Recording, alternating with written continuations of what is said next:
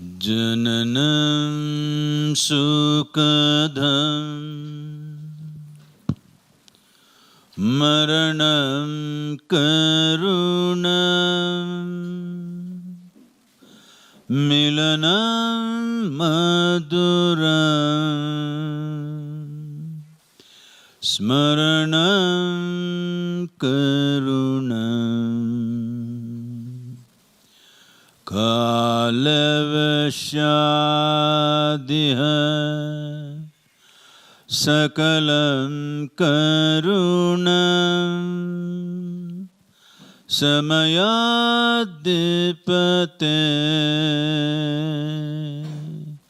Akilam karunam.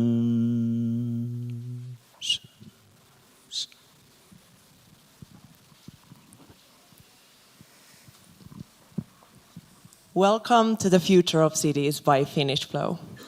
Finnish Flow is coordinating the Finnish business community participation at Davos side events, the World Economic Forum side events. Finland has a lot to offer in the global context, and this is what we are shining a light on as Finnish Flow community with our amazing partners. This is our first year, and this is our great big opening for the Finnish Flow. Thank you very much for all coming here.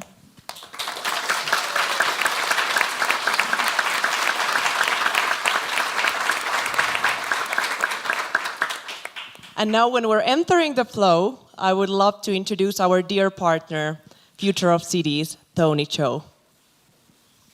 Thank you, Jana. Thank you, esteemed guests. Thank you, Deepak. Thank you, Helena. Thank you, Sadhguru.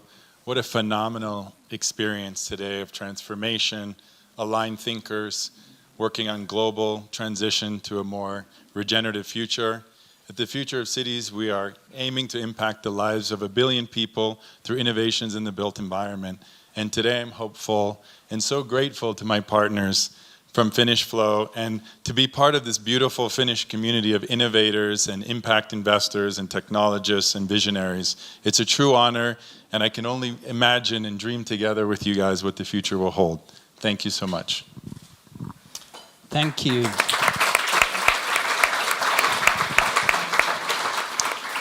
And then we move into this very, very special wisdom panel. On this panel, our panelists will offer a mix of spiritual leadership and next generation indigenous wisdom. Helena Gallina is an environmental and human rights activist from Ecuador.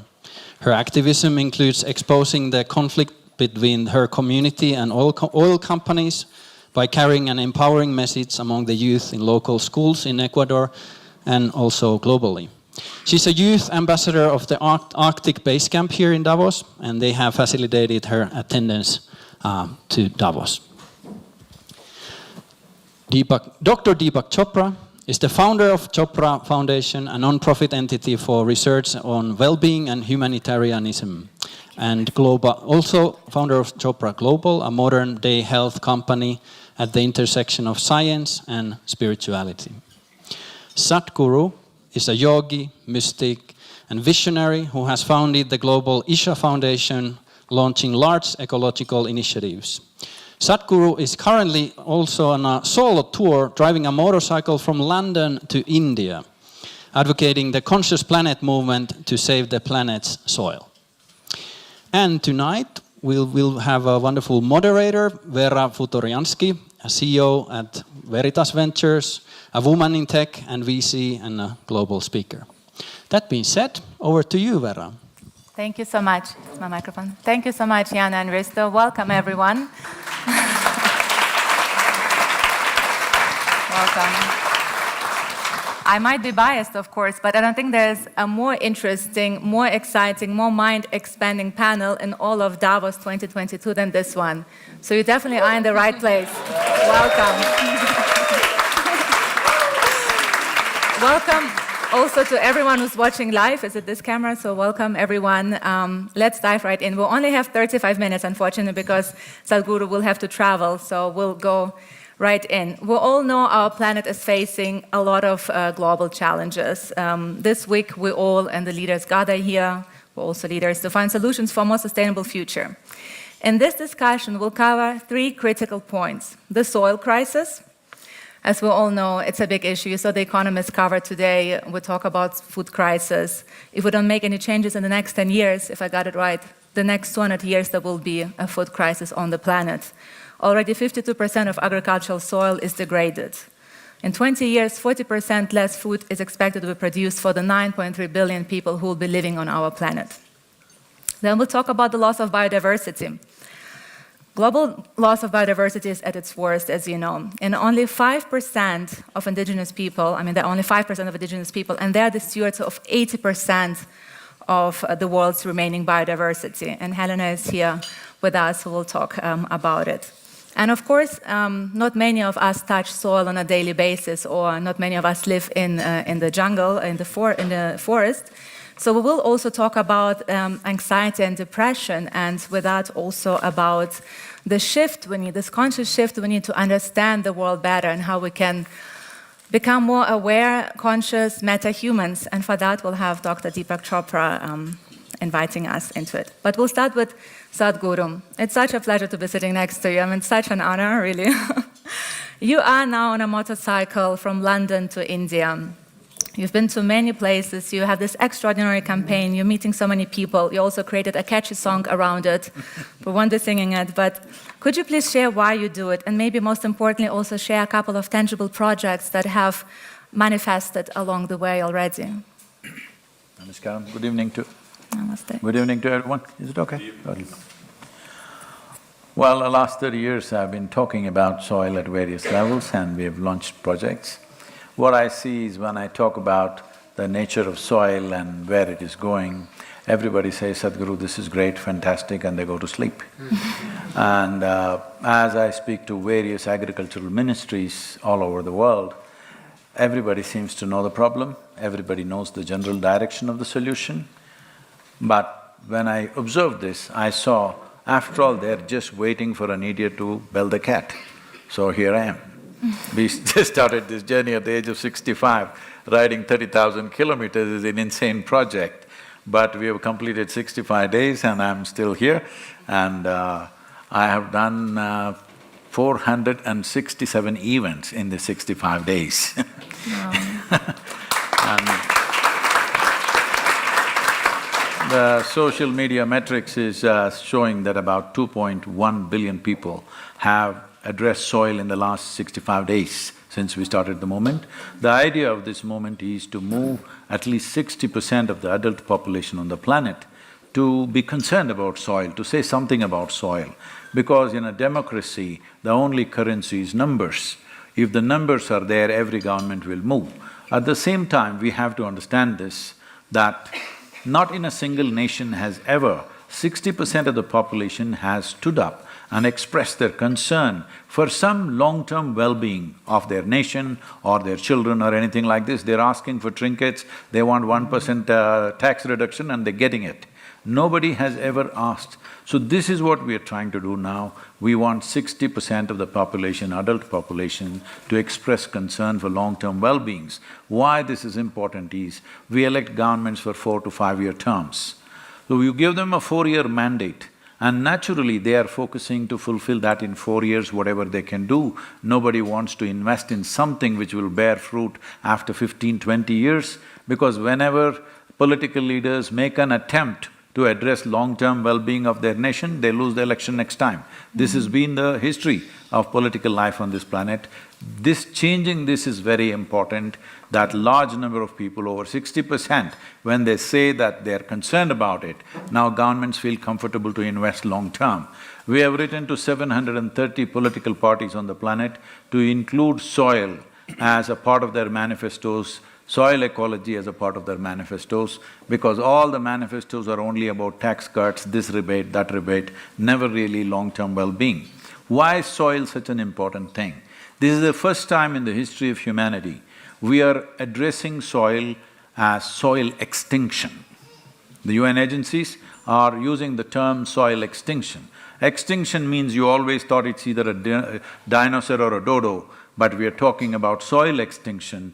And in 85% of the nations that I have spoken to, still agriculture ministries are addressing soil as an inert substance.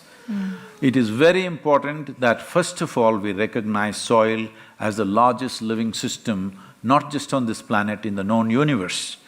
A handful of soil has over 8 to 10 billion organisms, zillions of organisms and millions of species. The top soil scientists in the world are admitting that they know less than 1% of the species that exist in the soil.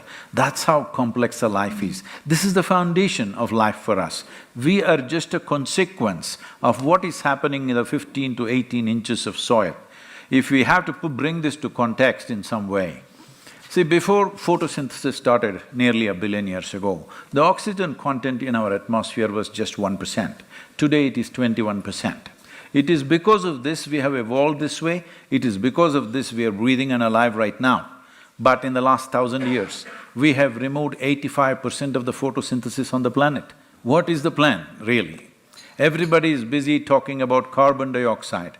I know it is an issue, I'm not saying it's not an issue, that is also a significant issue, but if we put fair measuring mechanisms, over 40% of the global warming and climate change is happening because of plowed lands. 54% of the earth's land is plowed, seriously plowed. Another 18 to 20% is partially done. So nearly 71% of the land is under agriculture. This largest piece of geography where men and women are every day tending to it, we can't fix that. But everybody is talking about fixing the ocean, rainforest, sea comes from there, but most other people who are living in cities, they have never seen what's a rainforest. As far as the rainforest is concerned, if you just stay out of it, it'll be doing great. There is no need for anybody to have a project for that. Forest is something that's managed itself for millions of years, it can last for millions of more years. It doesn't need our help. It just needs some respite from us. But agricultural land is part of our nourishment process, it is part of our economic process, and this is where the real problem is, and that's not been addressed. This is why the Save Soil movement, as I said, 65 days we are on, another 30+ days are there. So we want to get this to 4 billion people so that every government on the planet responds to this. What is the way out? This will always be the thing. I can leave the simple policy we've done. One important thing we need to do with soil is, we need to separate soil from the rest of the issues that we are trying to handle. Right now, I've looked at the European Common Agricultural Policy, it's too complex.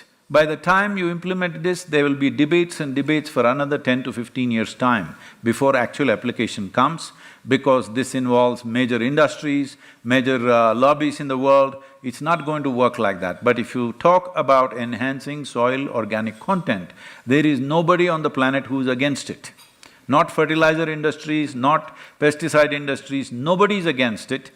Everybody is for it, because rich soil is the fundamental of rich life and good life for us. A healthy soil and healthy life are inextricably connected, there is no way about it.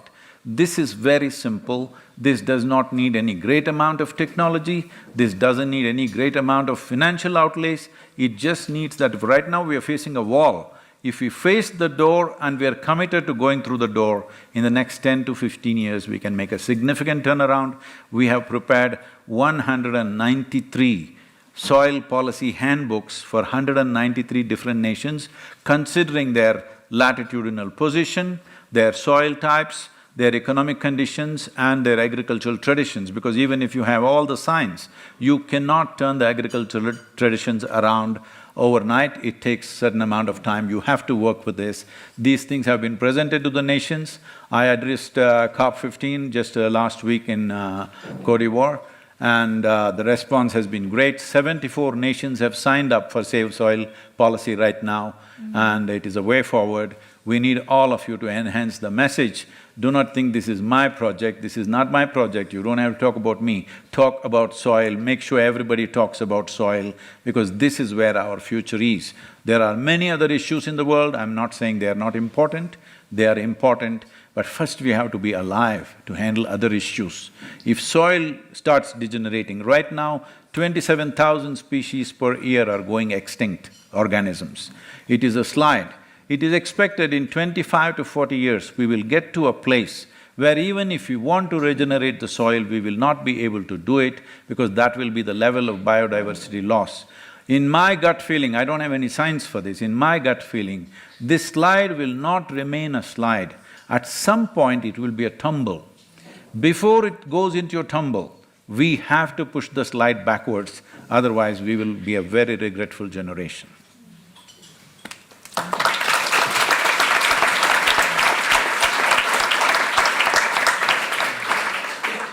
Thank you so much. And without soil, we won't have nutritious food. I think even now, 90% of food has lost its nutrition. And I would like, before all those 150 leaders leave this room, I'd like for them to have almost like a call to action. What can everyone do on an individual basis? Because many of us think our individual actions don't matter and something big has to be done. But as little as for the climate change, not leaving your flower on the floor in the hotel and not having needed, a clean towel every day. So maybe about the soil, we can also speak. What can an individual do on an individual basis? What can we do, each one of us, to save soil?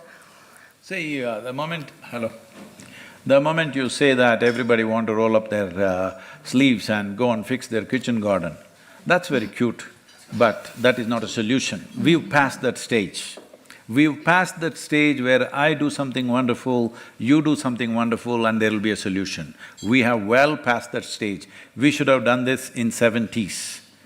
You can't be talking about this in 2022, let's do something little and be happy. If you're doing this for your personal satisfaction, that's different. If you're doing it for a solution, right now, unless this is enshrined in the policy of the world, there will be no solution because you're addressing 71% of Earth's geography. This is not going to be fixed by me doing something cute in my house and you doing wonderful things. Even if you have 10,000 acres of land, if you fix it, it's still not a solution because there is no guarantee the next generation will do the same thing for you unless it is made a law. When I say a law, see, in urban lands, there are laws. If you have 10,000 square feet of land, you cannot build a 10,000 square feet of building. They will allow you to build 6, 7, 8,000 square feet. But if you have 10,000 acres of land, you can plow every inch of it, turn it into a desert in 10, 15 years' time, nobody will ask you, why have you done it? Should this change or not? Thank you. Helena, thank you so much for flying all the way from Ecuador. It's really a pleasure to have you here with the beautiful earrings. I was just checking if she used those feathers to fly here. Beautiful though. Thank you.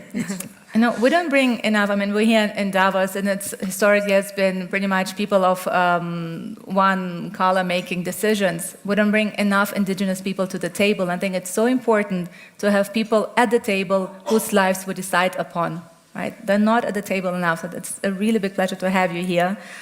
I think it's really important also for the audience to know that… For the little girl, come on. Yeah, exactly.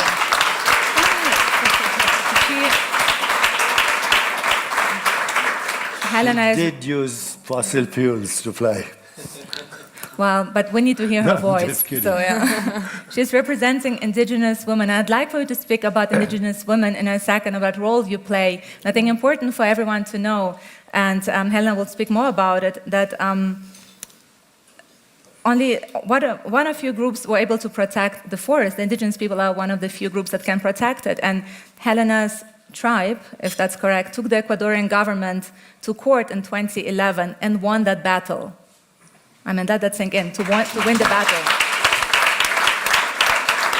To international court. It's a first of its kind. Could you please tell us a little bit more about it and especially what role the Indigenous women play in it? Yeah, of course. Hi everyone, thank you for being here. It's a pleasure to share this panel with you. I come from a community called Sarayaku in the Ecuadorian rainforest. I grew up there and I also partly grew up in Finland. But when the year I was born, which is in 2002, an oil company entered my community without my people's consent. And there was this immediate response to this, which was, no, we don't want you here. We had already seen the devastating impacts that the oil industry would have in the Amazon rainforest, what it would do to our health, what it would do to our water. We have really horrible examples of what the oil industry's activities lead to in the Amazon. So we had this very clear idea of we don't want the oil industry here. And this is 20 years ago when no one knew what the Amazon rainforest was, basically. There was no media covering this. There were no international NGOs, governments, nothing working in the Amazon or to protect the Amazon. So we were a community of 1,000 people facing two of the biggest powers of my country, which is the government and the oil company. My people knocked on every door they could find, which was taking them to a small court in the region. When that didn't work, they didn't accept the case. They took it to the national court. They did not accept the case. And 10 years later, in 2012, we were able to take the Ecuadorian state to international court for violating our human rights and for not respecting our rights to our territory. This was the first one of its kind in not just the Amazon, not just in Ecuador, but in Latin America. So this changed the entire future of indigenous people's rights and our right to our territory across Latin America, not just in my country. So the indigenous women, yeah.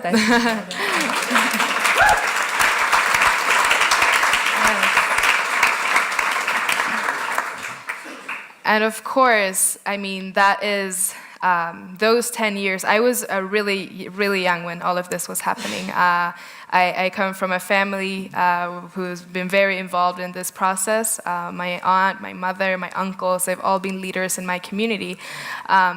So I was always kind of running around. My mom was a leader at the time. I was someone who would never leave my mom's side, so I was attending all her meetings from the age of 4 until now, whenever I can. And, you know, yeah, we had a really strong leadership from the women in the community. And the women were actually the first ones to say no when the proposal of the oil companies came. They were the first one to say, no, we don't want this for our children. We don't want our children bathing in oil. That's what they said. So it's really important to understand this relationship that women have, not only to land, but the entire rainforest, the entire ecosystem. And as you were saying before, we indigenous people, only make up 5% of the world's population, but we have 80% of the world's biodiversity in our territories. But inside of this statistic, these numbers, those territories are taken care mostly by women. So it's really, really important when we're talking about these things in these spaces that we actually have a gender lens, because climate change impacts women more in so many ways. And the violence that comes from the oil companies and the state is always going to affect women more. But women are also the ones that are the custodians of these lands.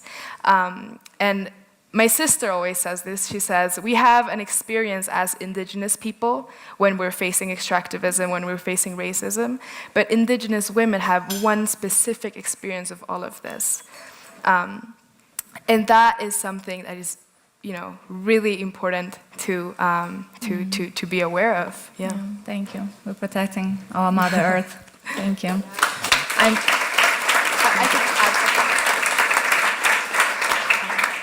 And going back to this landmark, victory that we had 10 years ago now, we've been able to see many, many more victories in the Amazon to protect the Amazon rainforest, because it created this really important legal precedent. And now, just a year ago, 2 years ago, we had a really important victory in the Ecuadorian Amazon, where thousands of hectares of land were protected. And this is because this really, really small community, which I come from, took the state to court and won. So yeah, it's really important. Thank you so much. I'm just being told that Sadhguru has to leave in 5 minutes already. Dr. Chopra, do you mind if we let Sadhguru speak for 5 minutes, a few minutes, and then… Absolutely. I don't have to say anything. No, we have so many questions. You have to. The whole meta-human, everybody wants to know about it. But yes, then… Because this is about cities, I thought I shouldn't go without saying anything about it. This happened to me, I was to speak in the San Francisco Union Club, San Francisco Club for a group of business people. I was driving about an hour, we were driving an electric car, but I saw both sides of the road were packed with cars. So this person who's a large-scale business there, I asked, what is the problem? That people who live here, work there, those who live there, work here, what is this problem we have? You live in one place, work in the opposite direction, those who live there, work in the opposite direction. Why can't we at least rejig this a little bit? So as a part of that, I came up with a concept of one building city. That today these proposals are still floating around with the South Indian governments. It should become a reality in the next few years.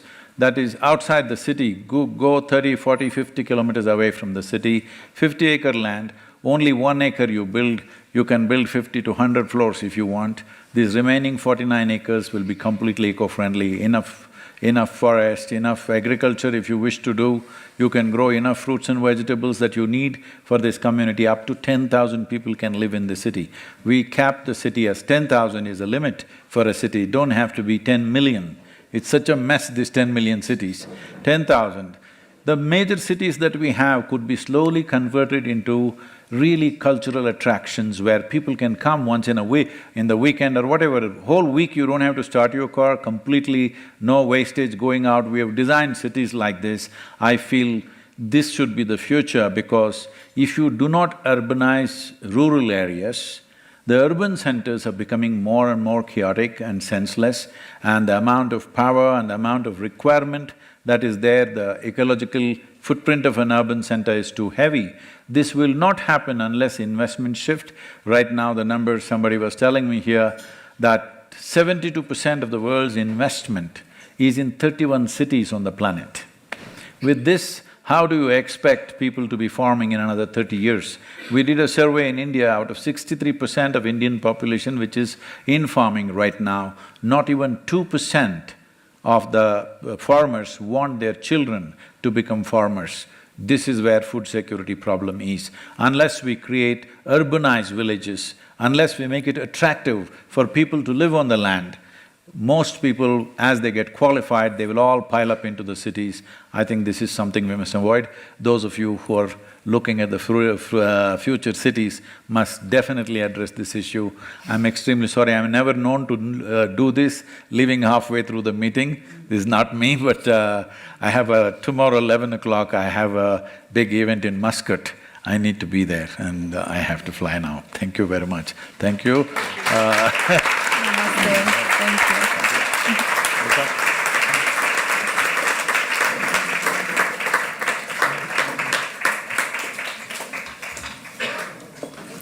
I'll just move closer to you and we'll continue. How much time do we have? Now we can go. Oh, well now we go on all night. So, Dr. Chopra, now we come finally to you, last but not least, and probably what everyone is waiting for. So we heard Sadhguru and Helena talk about soil and nature so much. How can we create this spiritual conscious shift in humanity, especially in regards to climate change? So first of all, the soil movement is important. 80% or more, actually 99% or more of your genetic information is the planetary microbiome. If you go take 1 teaspoon of soil under the Amazon, you'll find more genetic biodiversity than the entire surface of the planet. So soil is important to preserve the soil. And secondly, the rights of indigenous people to their lands, legal rights, equally important. They are the preservers of the ecosystem that is so vital to our survival. And before I say anything more, I want to acknowledge one person here, BRK. I heard his talk. So we all have our own views but please check out his website. You have a website. And it's the most holistic, most expansive approach I've heard to climate change. And it's practical, it's doable, and it involves technology. So please do not think that technology is an enemy. Technology can be diabolical, as it is right now with eco-destruction and cyber warfare and terrorism and all kinds of ridiculous things, but technology can actually save us from our collective suicide. We are sleepwalking ourselves to extinction. So thank you, BRK, very much. It's the best talk I ever heard on this thing.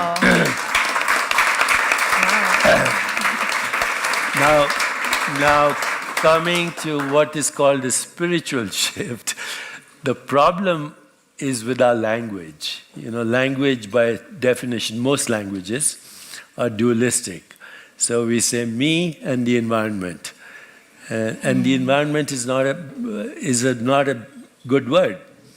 The biosphere outside you and the biosphere that you call your body is the same biosphere. And so this air is your breath. The trees are your lungs. If they didn't breathe, you wouldn't breathe. And if you didn't breathe, the trees wouldn't breathe.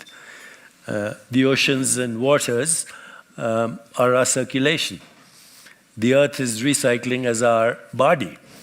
And the atoms, the carbon, hydrogen, oxygen in your body was forged in the crucible of burning stars.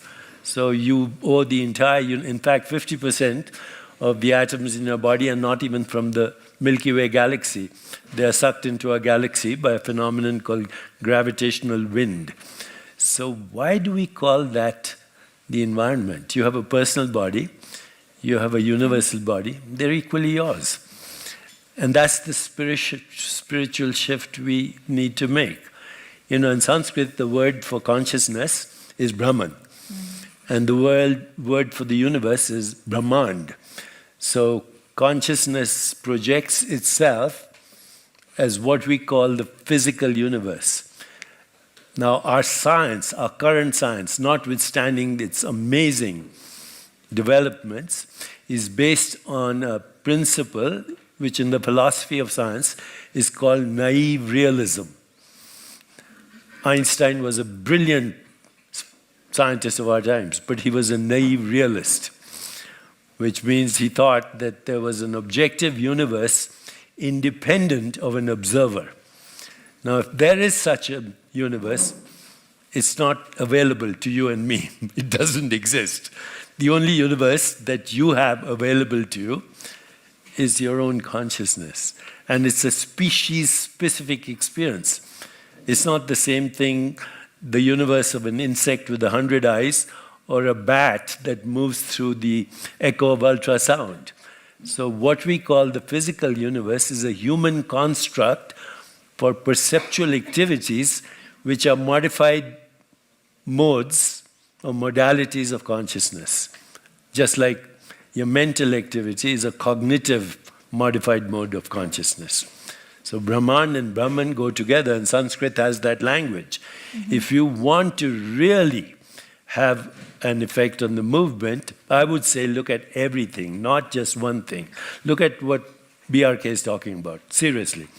And then you need that shift inside you, so you don't think that's me and that's that. That is you as much. You put a plant in a vacuum, it dies. You put a rabbit in a vacuum, it dies. You put them both together, they thrive. So that's the spiritual shift we need, but it needs what social scientists call emergence, maximum diversity, shared vision, emotional and spiritual bonding, and complementing the strengths of everyone, technologists, scientists, people working in the VR field, augmented reality, artificial intelligence, people are putting it all together in the way BRK is doing, and actually having that internal shift in yourself. So you respect your body, both your personal body and your universal body. That shift is necessary for us to actually make a movement that's effective on the emotional level. Everybody knows what the technologies are, but we're not doing much about it. Thank you so much. Well, Bjarke, you definitely have a fan. Absolutely. Bjarke will talk later as well, and you should take this recording for your website. If I were you, I would have it on my website. Exactly. I don't flatter people. I know, this is a big I do not flatter statement. people. This is authentic, what I'm saying. You don't need just this or just this. You need all of it. I wish, I mean, I'm being looked at already like this, that we really need to finish. And I wanted to speak so much more about meta-human. I also been reflecting on consciousness in the metaverse is something we would have, jumped into as well. But unfortunately, we have to end it here. So Helena, Dr. Chopra, and Sadhguru, I'm sure he's still present with us. But I'm being told by the lady in white that we have to end. No, I think you can keep going. Okay, we'll continue. Okay. All right. Then I'm only going to listen. Then only I'm focusing on what Risto will decide. Okay. Then, Dr. Chopra, we have the time to talk about how to become the augmented, superhuman, meta-human, how you call it. How can we bring that consciousness into... Meta-human is a word that was first used in the English language, or Abraham Maslow. If you look at his notes, he was talking about going beyond self-actualization to self-transcendence. So meta means beyond, and human ordinarily refers to the conditioned human mind. As soon as you're born, you're brought into certain constructs. This is your name, this is your nationality, this is your religion, and that's the world. And so I don't think being human in the sense we know human, the divided, conditioned mind, can never solve anything.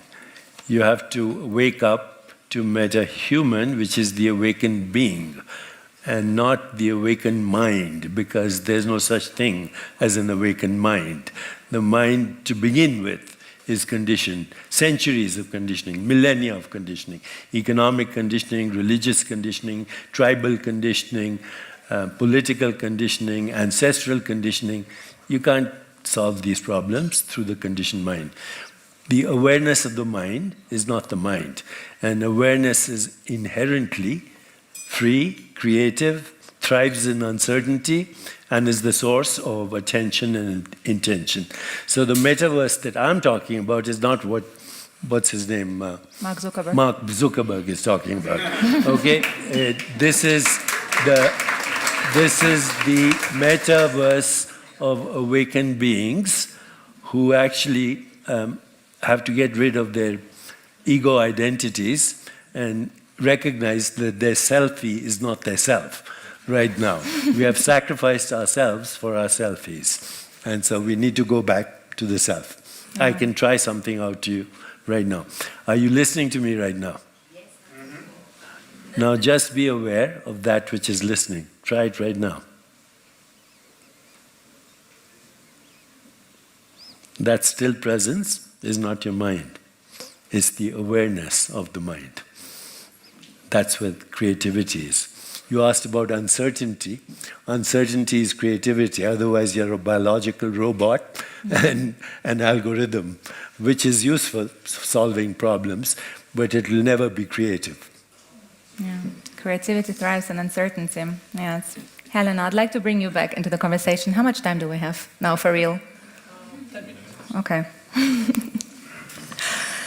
Just shifting gears a little bit, how could we increase the dialogue to bring back nature and Indigenous? How could we increase the dialogue between Western people and Indigenous people? Have you seen some good examples of that? And what do you wish for we could do more? And I know you said you also had a call to action to share with us. You wanted to talk about a certain initiative for us to look into, if you like. Sure. Well, I think there is this, you were touching on that earlier, there is this idea of seeing nature as something that is opposite to us, rather than something that we belong to, that we are part of. If we have a bowl of something and we put human in there, that's nature. We fit perfectly in, you know. It's not something that that's unnatural. We are a part of nature. We are natural. And I think that is something that a lot of people, a lot of societies have been deprived of. If there is something that we have a right to, it is to where we belong, right? To nature and to the forest, to the waters. But there is unfortunately this disconnection right now, and I think it's super relevant that we're talking about this at the future of cities, because when we think about a city, for me, I see a concrete jungle. I don't see a real jungle. I don't see my home. I see, not much green in it. And unfortunately, for many people, the access to nature has become something that does not exist. They don't have access, and it has become a privilege. I always say I'm one of the most privileged people on this planet because I live in the middle of the rainforest, and because I know so many people do not have that access, and cannot reach it, cannot have that access. And you know, how do we kind of find back the connection to nature if we're not even able to be in nature? That is a huge issue today. And I was talking to you before, and you said we want to bring nature into the cities, right? And that's the only way to do it. We need to bring back nature, but we also need to make sure that the nature that we already have is preserved. What Sadhguru said earlier, the forest will be there. We just don't need to touch it. We just need to get out of there and leave it alone. But we can have this coexistence with forests. I live in the middle of the rainforest, and we can have this. We can create this balance of living in nature and being in nature, living of nature too. And that is where Indigenous knowledge comes in, of how do we create this balance? Because that is what's lacking today. And that is also what is, in a way, making us spiritually sick, you know? Because we have been deprived of this fundamental thing, fundamental piece of our lives and of our existence as human. In my community, we have something that's called Kausaksacha. Kausaksacha in my language means the living forest. We see everything in the forest as living. So the trees are living, the plants, the flowers, everything. But we also see the lagoons, the mountains, the rivers. They are also alive. They are equal to us, and that is the balance that we need. That is the shift in mindset that we need, where we stop seeing nature, where we stop seeing mountains and rivers and lagoons as something that is opposite to us, but something that we are equal to.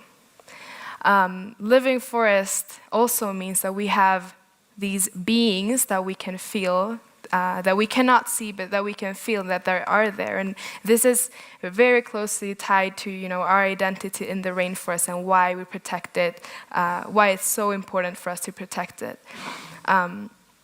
But what is it that has made my community put everything on the line, put their own bodies on the line to protect the rainforest?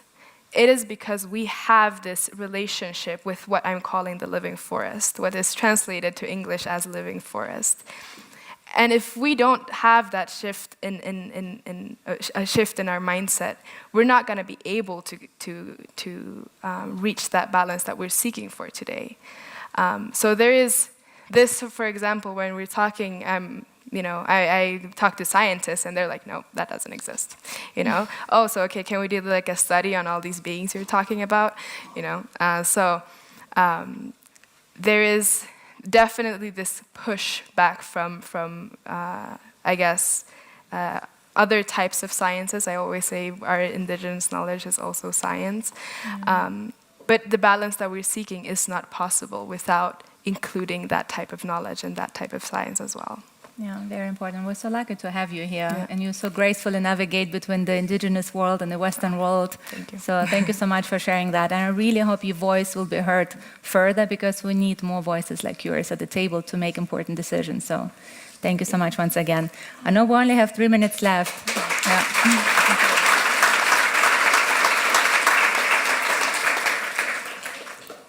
Would you like to comment on that? How could we bring, for those of us who are practitioners, and I suppose there are several practitioners in the room already who go and meditate, go into nature, how can we bring this with us into our daily life in a city which is not as green yet? Well, listening to her made me feel actually nostalgic about my childhood, where in India we still had forest reserves, and some of them still exist, where you could go and see tigers and giraffes and all of that. But when she spoke about the concrete jungle, that's what we have. We have an exoskeleton without any flesh, bones, or circulation or gut. So part of the project of rewilding cities would be that, and bringing the forest to the city.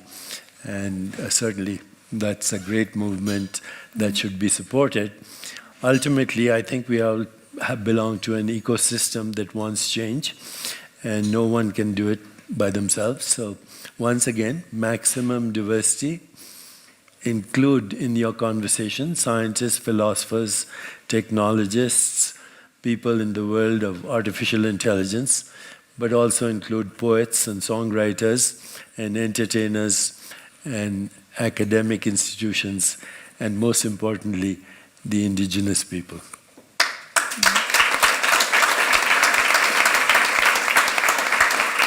I think it's important to remember that we are the ancestors of our future. So the choices we make today will impact many generations to come. So let's all make good choices. Thank you so much, Dr. Chopra, Helena, Sadhguru, Namaste. Thank you. Thank you. Thank you. Thank you, Kumar. Thank you. You were great.